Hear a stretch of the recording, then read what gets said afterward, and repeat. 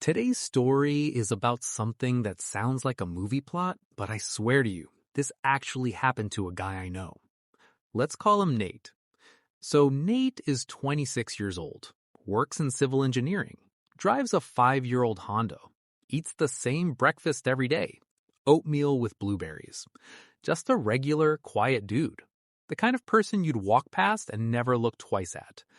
But last week, his own parents showed up at his apartment screaming so loud that the neighbor called the cops. You'd think it was about money, right? A fight over an inheritance? Yeah, sure, that happens all the time. But instead it was about the fact that Nate had already won months ago, and nobody in his family even knew. What happened next is why I had to share this story with you. Because it's not just about money. It's about what happens when the forgotten child finally stops playing nice. Let me start from the beginning. So, Nate. Nate was never the favorite. I think every family has that one kid who just kind of exists in the background. You know what I mean? Like, at Thanksgiving dinner, everyone talks over them. Nobody asks about their job. Nobody remembers their birthday unless Facebook reminds them. That was Nate. He grew up in a pretty well-off family. His grandfather, let's call him Grandpa Joe, had built a small construction company back in the 80s. Nothing huge, but smart investments. Over time, that company turned into real estate, commercial buildings, a couple of apartment complexes.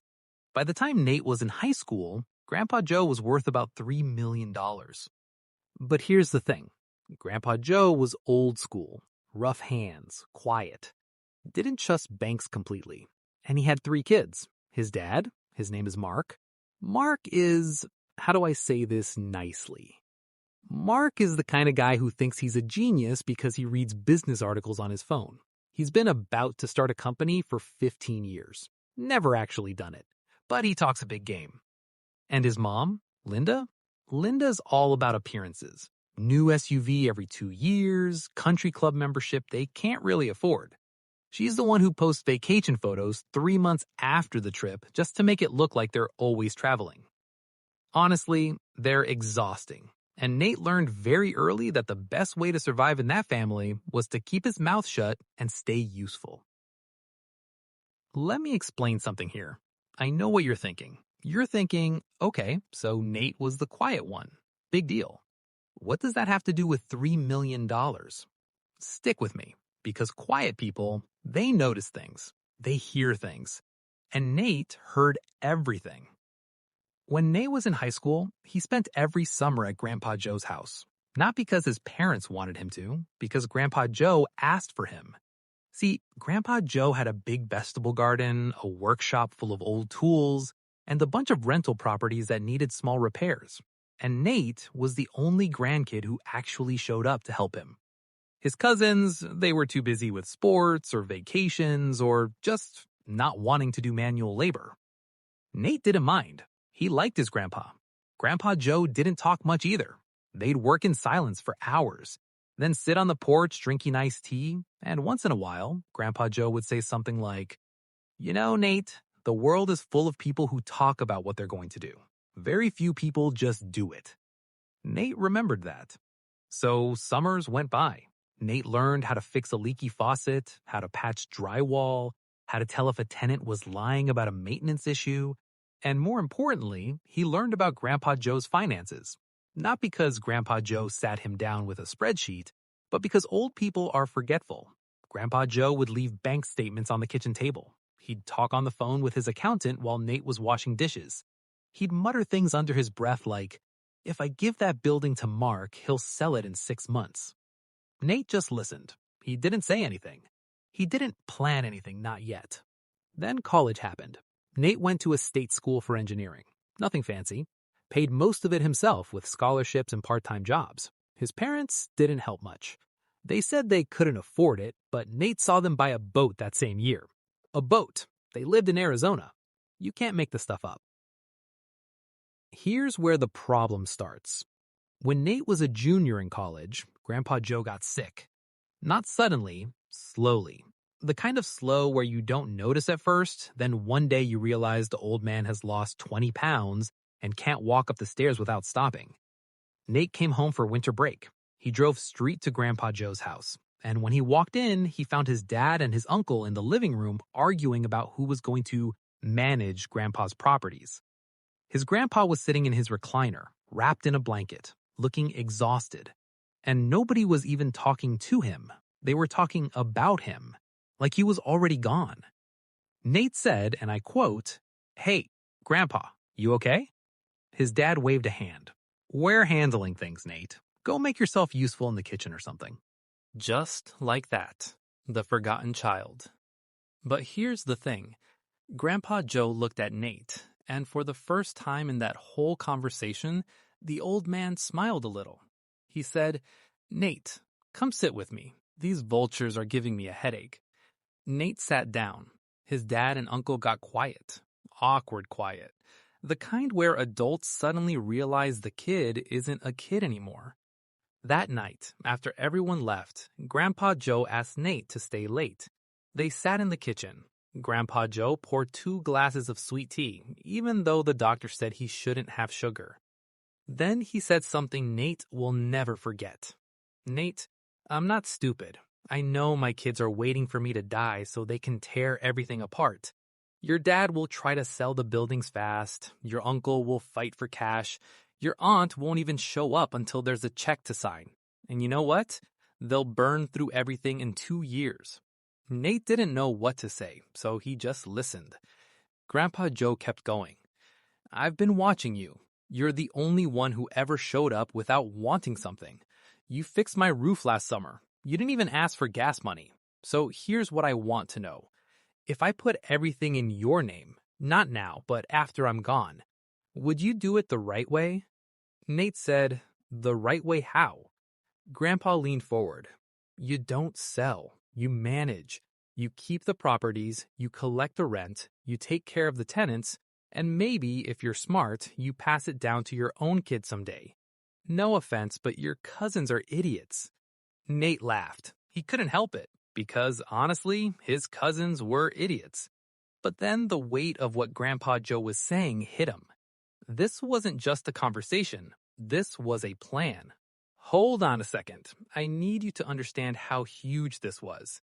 We're not talking about a few $1,000s. We're talking about a portfolio of properties worth almost $3 million. Commercial real estate, apartment buildings, a small strip mall. And Grandpa Joe was just offering it to the quiet grandson, the one nobody paid attention to? Yeah, that's exactly what happened. But Nate wasn't dumb. He knew that if this came out while Grandpa Joe was still alive, his family would lose their minds. There would be fights, accusations, probably lawyers. So Nate did something smart. He said, "Grandpa, let's not tell anyone yet. Let's just put everything in a trust with me as the successor trustee. That way, when the time comes, it's already done. Nobody can fight it." Grandpa Joe nodded. "You really have been paying attention." They met with an estate attorney 3 weeks later. Nate was 20 years old. He sat in a fancy office downtown, across from a woman named Miss Chen, who specialized in trusts and estates. She explained everything. The trust would be revocable during Grandpa Joe's life, meaning he could change his mind at any time. But upon his death, it would become irrevocable, and Nate would be the sole trustee, with full control over the assets. Grandpa Joe signed the papers. Nate signed as the successor, and then they went back to their normal lives. Nobody knew. Not Nate's parents, not his uncle, not his aunt. For 2 years, nothing happened. Now, here's where I need you to understand something about human nature. Nate wasn't trying to be a villain. He wasn't trying to steal from his family. In fact, he had a plan, a fair plan. He wanted to keep the properties, manage them professionally, and distribute a portion of the rental income to his parents, his uncle, and his aunt each year. Not the full profits, because properties need maintenance, taxes, repairs, but a fair share, maybe 25 to 30% of the net income split 3 ways. He thought they'd be grateful. He was wrong. The first sign of trouble came when Nate's dad called him. It was a Tuesday evening. Nate was eating dinner, leftover spaghetti if you care, and his phone rang. "Hey, Dad." "Nate, I talked to the county clerk today. The properties, they're all in your name now. What the hell is that about? Nate put down his fork. He'd been expecting this call, but hearing the anger in his dad's voice still hit him differently than he thought it would. Dad, Grandpa set up a trust before he died. I'm the trustee. I manage the properties. Manage? Nate, you're 23 years old. You drive a Honda. What do you know about managing commercial real estate? Nate stayed calm. I know enough. Grandpa taught me. There was a long silence. Then his dad laughed. Not a happy laugh, a cold, disbelieving laugh. You're telling me your grandfather gave you $3 million and he didn't tell me? His own son? He didn't give it to me, Nate said. I'm the trustee. There's a difference. I don't personally own the assets. I just manage them. Oh, don't give me that legal crap, his dad snapped. You think I don't know how trust works? You control everything. You decide who gets what. That's the same as owning it. Nate took a breath. Dad, I was going to talk to you about this. I have a plan, a fair plan. I want to distribute some of the rental income to you and Aunt Sarah and Uncle Mike. Silence again. Then his dad said, some. You want to give us some while you control everything. And that's when Nate realized something important. His dad didn't want fair. His dad wanted all of it. He wanted to sell the buildings, take the cash, and live the life he'd always felt entitled to. Nate said, Dad, I'm not selling the properties. That was Grandpa's wish. He wanted them kept in the family. Your grandfather is dead, Nate. His wishes don't matter anymore. That one line, Nate told me later, that's when something shifted inside him. Because up until that moment, he still felt a little guilty, a little unsure. But when his dad said his wishes don't matter anymore, Nate stopped feeling guilty. He said, Dad, I'm sorry you feel that way, but I'm going to honor Grandpa's wishes. I'll send you the proposal for income distribution by the end of the week. Then he hung up. That was the calm before the storm, because Nate's dad didn't wait for the proposal. He called his sister and his brother. He told Nate he stole the estate. He used that word, stolen. Within 3 days, Nate got emails from his aunt and his uncle, angry emails. The kind where people type in all caps and use exclamation marks like they're punctuation confetti. You can't do this. We're hiring a lawyer. Your grandfather would be ashamed of you. Nate didn't respond. He forwarded everything to Miss Chen. And then, last week, his parents showed up at his apartment. Okay, I need to stop here for a second, because what happened next is the reason I'm telling you this story. And I want you to picture it. Nate's apartment is small. Second floor, beige carpet, a couch he bought from a friend, a kitchen table that wobbles if you put a heavy plate on one corner. This is not a guy who lives like he has millions of dollars. He still packs his lunch. He still shops at discount grocery stores. So when his parents showed up, they weren't walking into a mansion. They were walking into a regular, slightly messy apartment. And that somehow made them angrier, because in their minds, if Nate controlled $3 million, he should be living like a king. And since he wasn't, they thought he was hiding money, playing poor on purpose. Here's what happened. Nate heard banging on his door at 7:30 on a Thursday evening. He wasn't expecting anyone. He opened the door, and his dad pushed past him. His mom followed, looking around the apartment like she was searching for hidden gold behind the curtains. His dad pointed a finger in Nate's face. You listen to me. You are going to sign over those properties, all of them, or I swear to God I will make your life hell. Nate closed the door, leaned against it, and said, Dad, you can't make me do anything. The trust is irrevocable. Miss Chen explained that to you when you called her office. I don't care what some lawyer says, his dad snapped. You think I don't know how trust works? You control everything. You decide who gets what.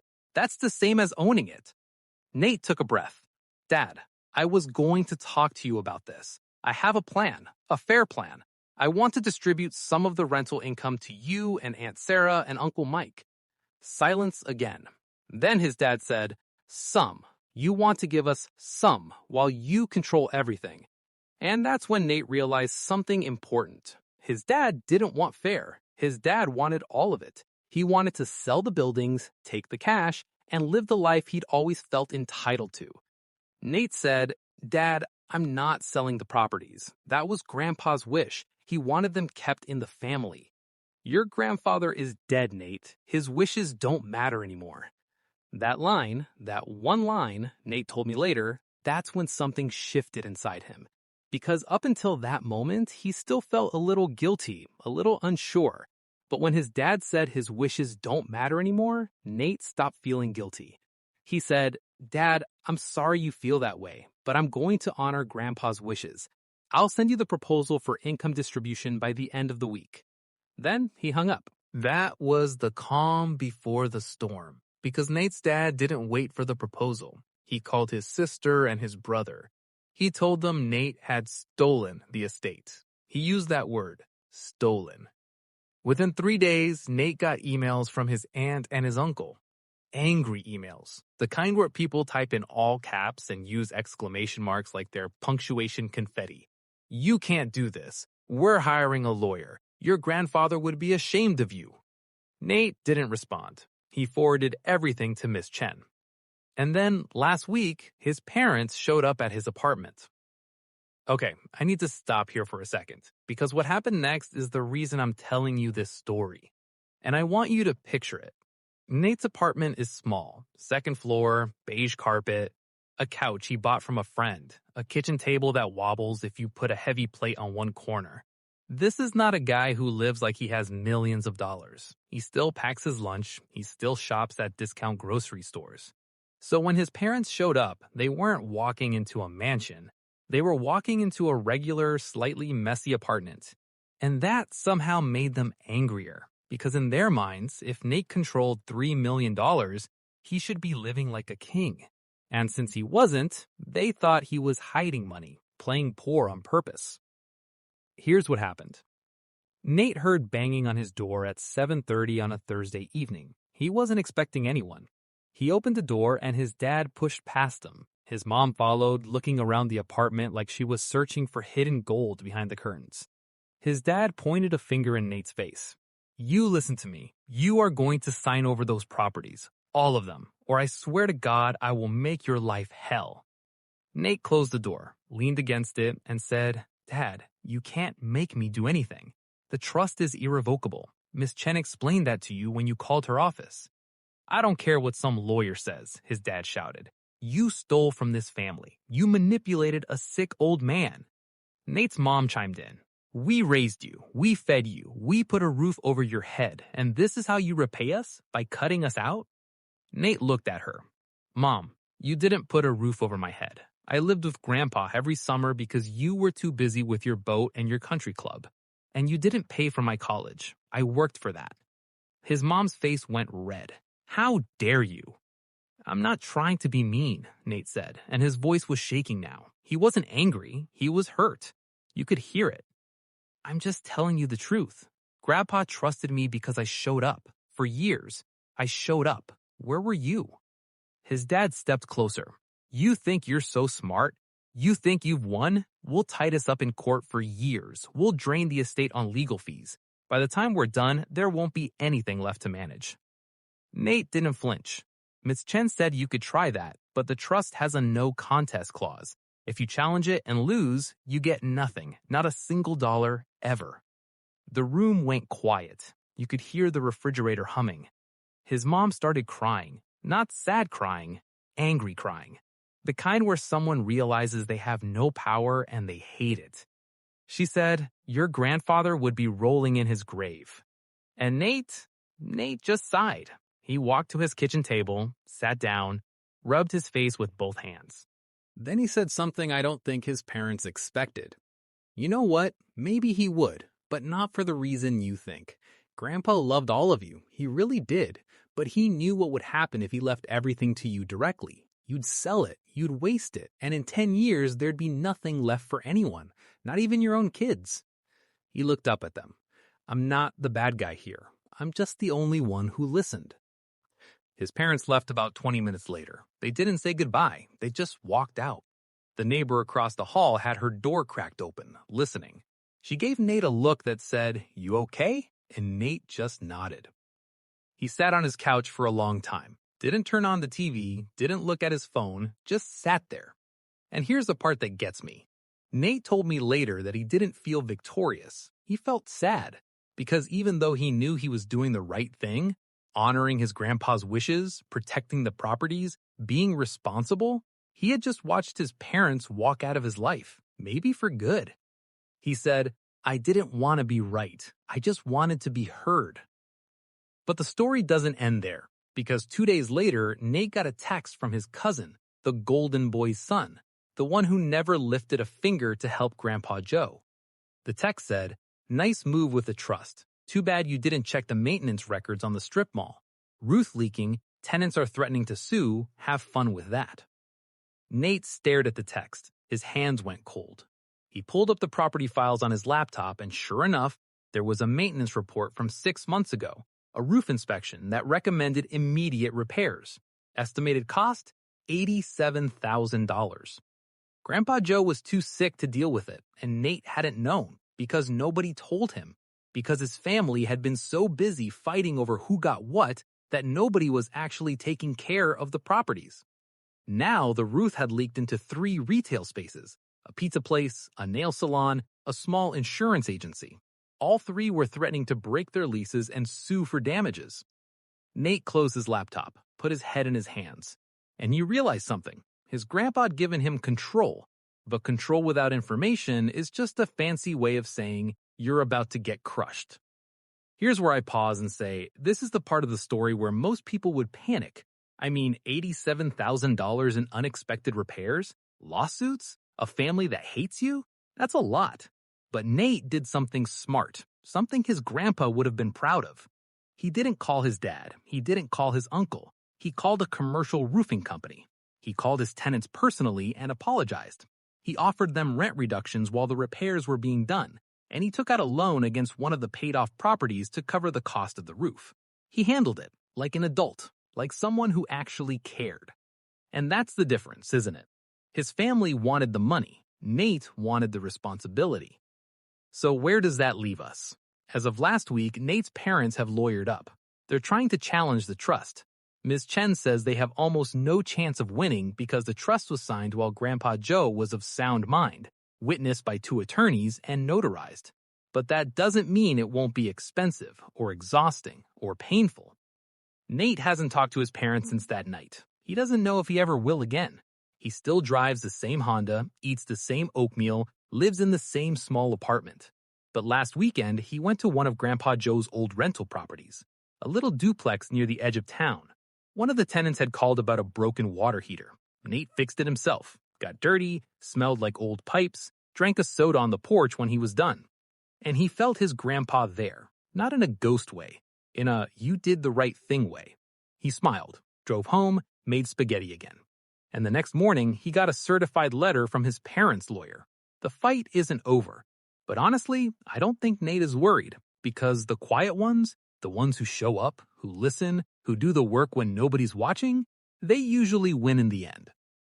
Thanks for listening to this story. If you want part 2 when the court case actually happens, let me know in the comments, because trust me, it gets even crazier from here. See you in the next one.